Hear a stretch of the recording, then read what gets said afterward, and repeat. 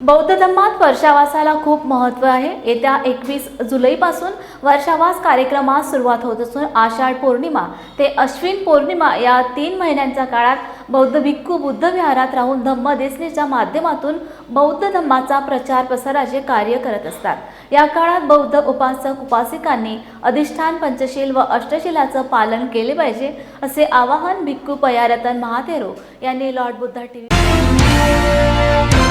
मैं भिक्खू पयारतन थेरो विशाखा बुद्ध विहार labour colony Nanded Maharashtra से।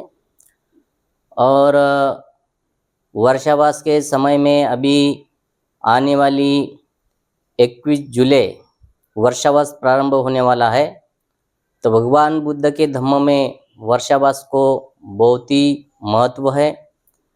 जब कोई उपसंपन्न भिक्खू किसी बुद्ध विहार में अधिष्ठान करके यानी कि 3 महीने एक ही जगह पे रहने का अधिष्ठान भिक्खू करते हैं, तो उस दौरान भिक्खू अपने सीलों का, नियमों का, विनयों का पालन करते हुए उपासक उपासिकाओं को बहुत अच्छी तरह से भगवान बुद्ध के समय में जो घटनाएं घटी हुई है, भगवान बुद्ध कैसे कैसे भिक्खुओं को आदेश देते थे, उस सब चीज़ें, सब बातें भिक्खू उपासक उपासिकाओं को और ज्येष्ठ कनिष्ठ भिक्खुओं को भी बताते हैं।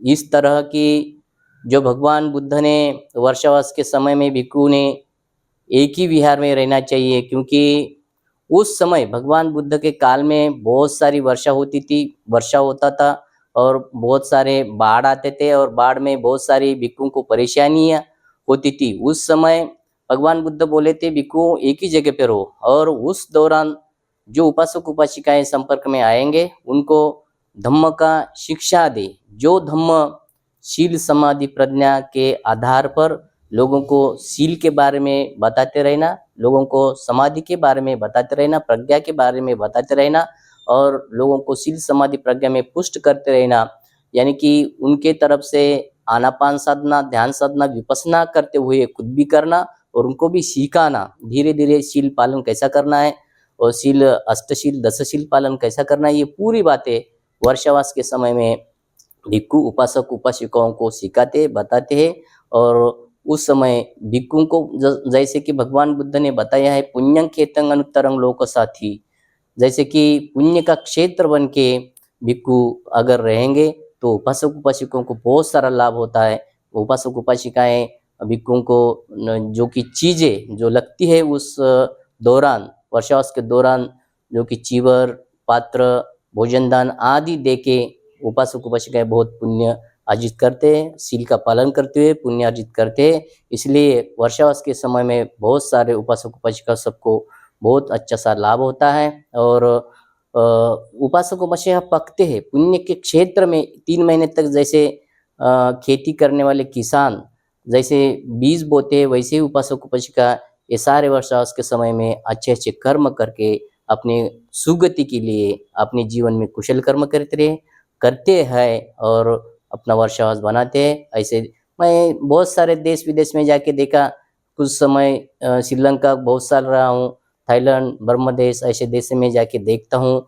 वहाँ बहुत ही श्रद्धा से उपासक उपासिकाएं वर्षावास के समय में ये पूरा कार्य जो कि शील का पालन करने का, दान देने का, नाना तरह का भिक्खुओं को लगने वाली चीज़ें, विहार में जो लगने वाली चीज़ें उपासक उपासिका बड़े संख्या में एकत्र होके ये सब कुशल कर्म करते। तो पूरे बौद्ध जगत में ये वर्षावास अच्छा सा मनाया जाता है। भारत में भी पूरे देश में अभी बोधिसत्व परम पूज्य डॉक्टर बाबा साहब अम्बेडकर इन जी के धम्म क्रांति के बाद अभी लोग धम्म को समझने लगे हैं और हर तरह हर विहार में अभी भिक्षु भी अच्छी तरह से अधिष्ठान करके वर्षावास करने लगे हैं और इसका फायदा बहुत उपासक उपासिकाओं को होने लगा है। आप भी सब वर्षावास के समय में आने वाली 21 जुलाई को अपने अपने विहार में भिक्षुओं को निमंत्रित करके अधिष्ठान करने के लिए याचना करें और अपना कल्याण साधे। नमो बुद्धाय। जय भीम।